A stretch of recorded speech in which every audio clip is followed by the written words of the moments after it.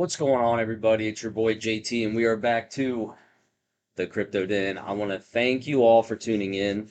Today, we are going to talk about crypto and its impacts on the environment, energy, and all that stuff. Because a big theme, thanks to the globalist regime, is ESG, environmental something. It's stupid, but it's basically how environmentally impactful or helpful is this thing? And it's all about carbon footprint, and it's just a big push from BlackRock on down. And it's been a big thing driving markets for 10, 20 years. It's such an gross overexpansion of the EPA. But whatever, this is not a political YouTube. So I want to talk about blockchain. I'm going to talk about how impactful is it to the environment, good, bad, and different, and really just silence all of the rumors because there's data I'm going to show you guys to let you know like how stupid it is to think this stuff is wrecking the environment. So, yeah, I guess I spoiled it. It's not, but I'll show you why and how it's not, right? For those who don't know, before I get into it, my name is Jake Tullis. I go by JT and I run a digital asset hedge fund called Bleeding Edge Capital. We are a research driven strategic hedge fund that is discretionarily long on this asset class. And I use this channel to communicate to my capital partners and to my partners, my investors, the community of crypto and YouTube and the world in general about my thoughts as a fund manager as I navigate this market as I grow my fund and career. So, with that, Bitcoin. Is it good or bad for the environment?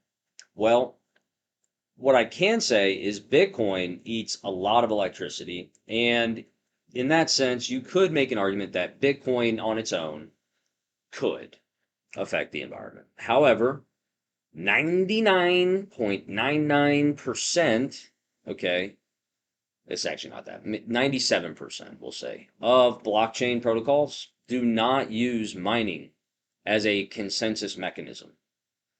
The thing that makes Bitcoin so environmentally stressful, okay, is it needs computers plugged into the wall using a lot of energy to basically secure its network. We don't need to get into that. I have tons of videos about that. Basically, almost every other blockchain uses a protocol or a consensus mechanism called proof of stake, right? There's tons of different kinds of proof of stake, but they secure the network a different way, which is way less intense of a hardware uh, constraint and requirement. I'm just going to show you the data because it's pretty clear. Okay.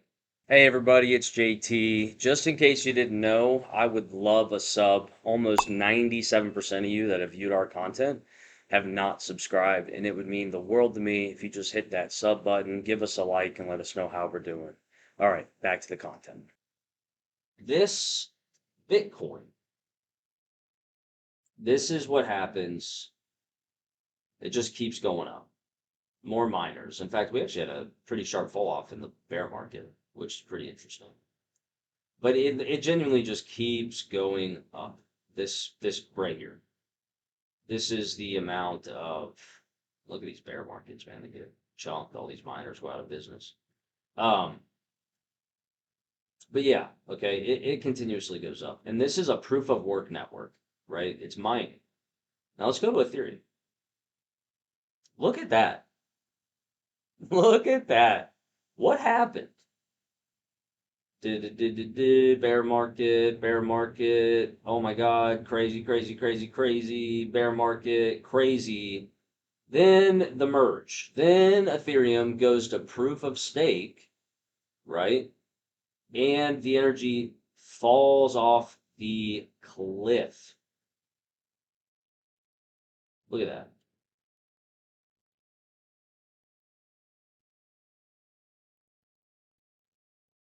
Okay? These are facts. Just is what it is. Now, I assure you, the majority of these protocols are not proof of work. It is slow. It sucks. It actually, you know what? Here, Okay, let's go look at this. So 5 to 7 transactions per second, guys. Okay, that's proof of work. Let's go to Ethereum. It's at 119. Let's go to Solana, 3 to 4,000 in production. Okay, now let's go to HBAR.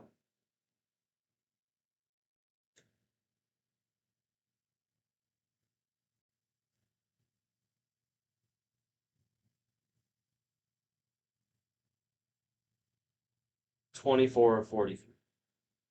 Okay, I could do this all day, but my point is, and what I'm really trying to communicate, no one wants to build a proof of work system because it is inherently slow. Bitcoin's value proposition is proof of work and that it is that slow, but it's also that secure. They prefer security over performance. So does Ethereum because they're more decentralized. The more decentralized a network is, the safer it is, but it's also slower. Proof of stake allows you to roll up that consensus to more centralized nodes, maybe 20, 30, 40, 50. Or on Ethereum, they have hundreds of thousands, okay? But it's a much smaller demand to do the same kind of work.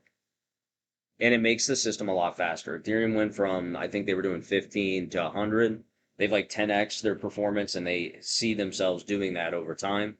And they are trending up, okay? Over the past 2 years, well, I guess 3 years now since the merge, they have been going up around 10 to 20 TPS a year. And as more layer twos come on, that's going to happen. But in general, proof of stake is faster, better, cheaper, okay?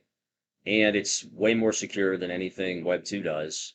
So it's less secure than Ethereum, but more secure than anything else. So it's like retail doesn't care about security. If they did, blockchain would already be adopted. So the reality is proof of stake's better. So everyone builds a form of proof of stake. And as you saw, it consumes no energy or very little, zero point 0.1 kilowatt or terawatt hours. So, I mean, it's 100 kilowatts or something. It's crazy. It's super, super light. And to that, blockchain is not bad for the environment. Sorry to break you guys' hearts. That's the facts. It's what it is. So, ESG score is off the chart. BlackRock loves it. They publish stuff on Ethereum. It's awesome. So good for the environment. Go green. Until next time, take care of one another. Peace and love. I'll see you guys.